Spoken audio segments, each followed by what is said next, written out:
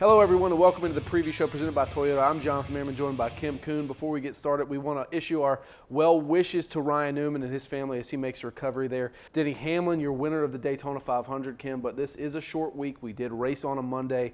All eyes turning to Las Vegas right now. Joey Logano, the winner of the spring race last year. What are his odds? We know he has a new crew chief. He's coming off a shaky Daytona race.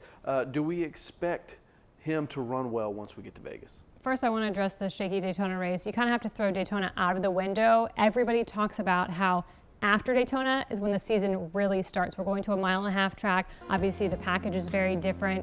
The team communication, the team dynamic, also very different. So I don't think you can look at Daytona and any performance by any one of those drivers and say, oh, well, he's going to be good at Vegas or he's not going to be good. Now, taking into consideration that Joey was the winner when we were here back in spring of 2019, I think he certainly has a good shot. You'd be silly not to look at any of the Penske cars. However, we did have those car team crew chief shufflings that happened during the offseason.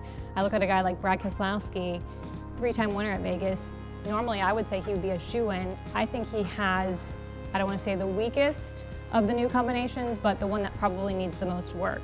Now, looking at Joey Logano and Paul Wolff, that pairing, I really like that, but I also really like Ryan Blaney and Todd Gordon. I think Joey's success last year at Las Vegas could be contributed to who was atop the pit box. And so now I'm looking at Ryan Blaney's box thinking Todd Gordon might have something for Ryan out there. I think he might shake out to be one of the best drivers at Penske this year simply because of the crew chief pairing. But let's move on to Toyota. Martin Truex Jr., he won the fall race at Vegas. Now, two totally different, events there with track temp and everything else. But what do we think about the Toyota train? Can they get on a roll? We know Joe Gibbs Racing won 19 races last year, but to circle in on Truex specifically, James Small, brand new crew chief, Cole Pearn, he's off skiing in Canada right now and relaxing while the pressure is on in the 19 camp. What will we see out of that camp this week?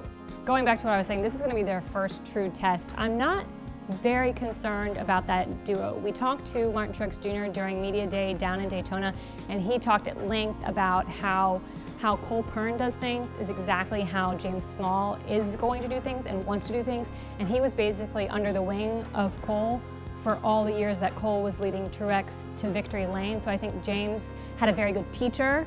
Now we just need to see if he can put all those lessons he learned into action. I can't say that they'll make it to victory lane though, because you have to also take into consideration, yes, Truex is a multi-time winner there, but his win in the fall, there was all of that energy surrounding the playoffs because it was a playoff race, and I don't know that we have that right now.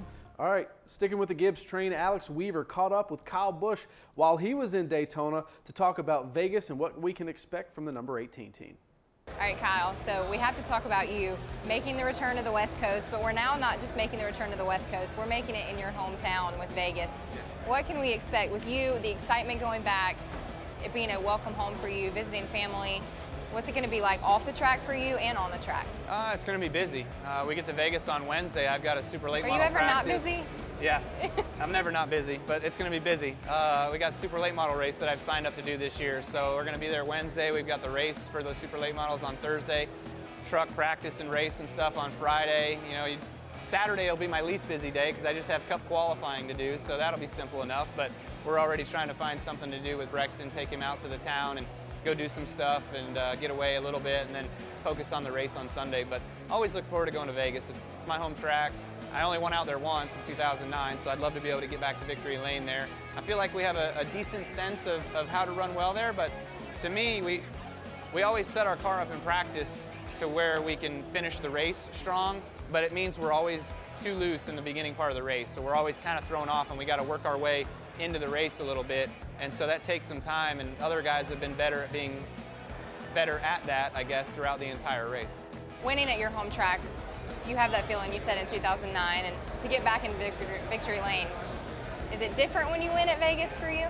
It is, yeah. It's kind of, I don't think it's like winning a Daytona 500 or anything. I haven't done that yet, but winning at Vegas would somewhat feel like that. It's a big deal. It's a big homecoming. There are a lot of fans that come to Vegas that I remember from the short track days of racing at the Bull Ring, but also it's a vacation destination for a lot of our race fans. They love going to Vegas and hanging out there, having a good time, taking in the nightlife and being out at the racetrack during the day. So it's also a good place for Rowdy Nation to show up from all over the country. Kim, now it's time to turn our attention to fantasy. Are you going to stack the deck in Vegas? What are you going to do? You're going to be conservative? Who's in your lineup? In my lineup for Las Vegas, I've got to go Ryan Blaney. Like I mentioned, Todd Gordon topped the pit box for him. I think that's a dynamic duo. We've seen Ryan do really well at Vegas. We've seen him do well at mile-and-a-half tracks. He's in my lineup. Also, can't ignore Kevin Harvick. Winner prior in Vegas. He's always a factor when we go there. So those are two that are definitely in my fantasy lineup. I think those are two really good picks. I'm going to go with a Gibbs car. I'm going to go with Kyle Busch. I think he's determined after blowing up in the Daytona 500. I think they need to come out, have a pretty good run, establish themselves as the dominant team.